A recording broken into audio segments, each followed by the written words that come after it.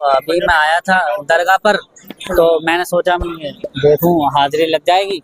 और अभी दरगाह क्या बंद है क्या? दरबार शरीफ अभी मामूर है जवाल के टाइम की वजह इंशाल्लाह। कितने बजे से कितने बजे तक ये डेली का रूटीन है 11:45 से 12:45 तक। अच्छा। जवाल के टाइम के लिए दरबार शरीफ मामूर रहता है इंशाल्लाह। फिर 12:45 के बाद फिर खुल जाएगा। अच्छा। फिर सब लोग हाजिरी कर सकते हैं। तो बड़े भाई आपका नाम जान सकता हूँ? आपका नाम क्या है? गुलामान अबू तालिब मुराद साबरी। अच्छा, माशाअल्लाह। तो आपका यहाँ काम क्या है? क्या आप दरबार शरीफ में खादिम खिदमत करते हैं सिखा के दरबार की। माशाअल्लाह।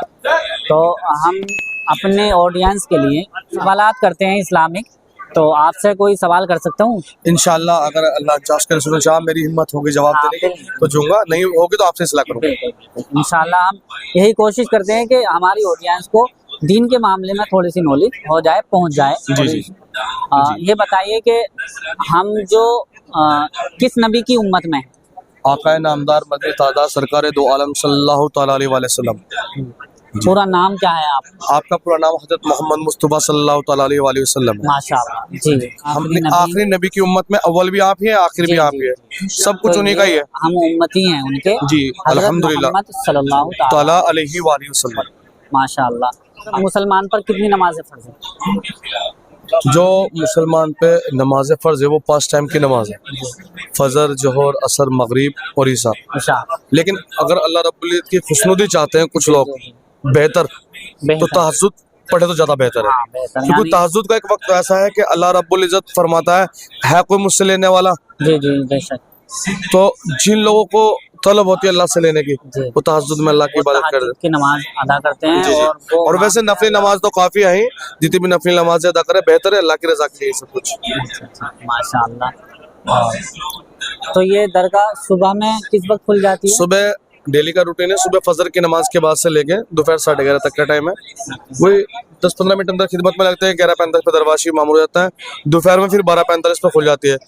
असर की नमाज के बाद की जो टाइमिंग है वो शेड्यूल जरूर है असर की नमाज से ताल्लुक, क्योंकि जब सूरज छिपता है तभी दरबार शरीफ मामूर होता है। गर्मी में टाइम बढ़ जाता है क्योंकि सूरज लेट छिपता है। इसी तरह मगरिब की नमाज के बाद जब दरबार शरीफ खुलता है, ईशा की नमाज के लिए टाइमिंग है। ईशा की नमाज के अजान के 1.25 घंटे बाद दरबार शरीफ मामूर होगा। अब सर्दियों में जल्दी हो रही है तो 8:15 पे हो जाता है, और गर्मियों में 9-9:15 पे होती है, तो इसलिए टाइम बढ़ जाता है। बस ये टाइमिंग दो उसमें दरमियान नमाज की रखी गई, दोपहर में जवाल की टाइमिंग है।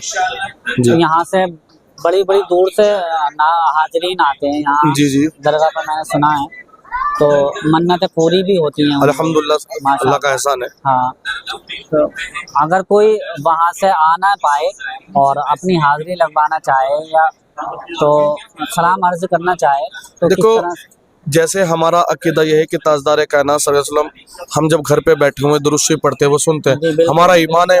इसी तरह किसी औलिया अल्लाह का मामला हैं, जब वो किसी को अपने दर पे बुलाते हैं तो उसके दिल में वसवसा पैदा इसी तरह हो जाता है, इंतजाम हो जाता है। अगर नहीं आ सकता तो इनके नाम की नजरों नियाज वहीं पे करा के और जितना हो सके गरीब बच्चों को, यतीम बच्चों को इनके नाम पे लंगर खिलाए, जो सबसे बेहतर है। जी। बहुत अच्छा आपने सवाल का जवाब दिया है माशाल्लाह। और हर किसी को होना चाहिए, इस्लाम की नॉलेज होनी चाहिए, इतनी मालूमात हो कि ताकि हमारी ज़िंदगी गुजारने का तरीका पूरा सही तरीके से आना चाहिए। जी। मैं मुरादाबाद से हूँ। मुरादाबाद में कौन सी जगह? पाकबड़ा पड़ता है। पाकबड़ा। काफी लोग आते हैं मुरादाबाद से भी। पहली बात तो अल्हम्दुलिल्लाह जो साबिर पाक का हुक्म होता है, अल्लाह की रजा होती है, वो लोग आते ही है। सरकार साबिर पाक का बड़ा एहसान है सरजमीन करीब के लोगों के, हम लोगों को इधर सरजमीन पे पैदा होने का शर्फ हासिल हुआ।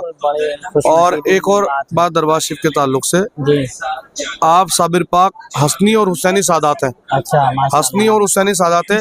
गौसे आजम दस्तगीर जो है आपके परदादा हैं। अच्छा, उस लिहाज से आप हसनी हुसैनी है, इमाम जाफर सादिक के जान। और जो आपकी वालदा मादिया सरकार बाबा फरीदगंज शकर रहमतुल्लाह अलैह की बहन है, तो उस हिसाब से हुसैनी भी और फारूकी भी है, क्योंकि आप बाबा फरीद जो है हजरत इमाम उमर फारूक रज़ी अल्लाह अन्हु के ताल्लुक से भी है।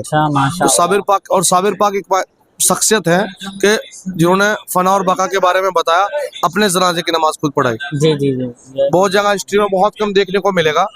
और आपका जो मामला है इतना प्यारा मामला है कि अगर किसी के यहाँ औलाद नहीं होती, हुजूर के दरबार से गुल्लर का फल जो जिसकी शाखा आपने पकड़ी थी वो लेके जाता है, अल्लाह रब्बुल इज्जत उनके यहाँ औलाद बेटा फरमाता है। देखो करने वाली जात उस पाक परवरदिगार के सब वही करता है, और उसने जरिया बनाया वसीला, जैसे उसने कुरान शरीफ के अंदर वसीलतों का जिक्र किया तो उसने वसीला बनाया। लेकिन भाई सक्सेस जो सबको बेहतर असर देने वाली वो अल्लाह रब्बुल इज्जत की है। लेकिन अल्लाह रब्बुल इज्जत ने अपने बिलखुसूस लोगों को अपनी तरफ से इनायत फरमाई है, वो किसी की भी मदद फरमा सकते हैं, वो मदद करते हैं।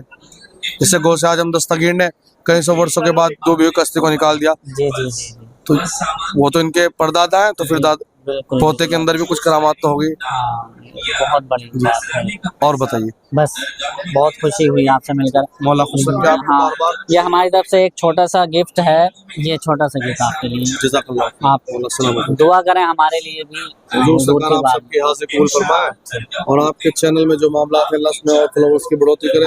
अल्लाह रब्बुल इज्जत आपको इस तरह के प्रोग्राम करने की और ज़्यादा तौफीक अता फरमाए। हुजूर भला करें। सलाम।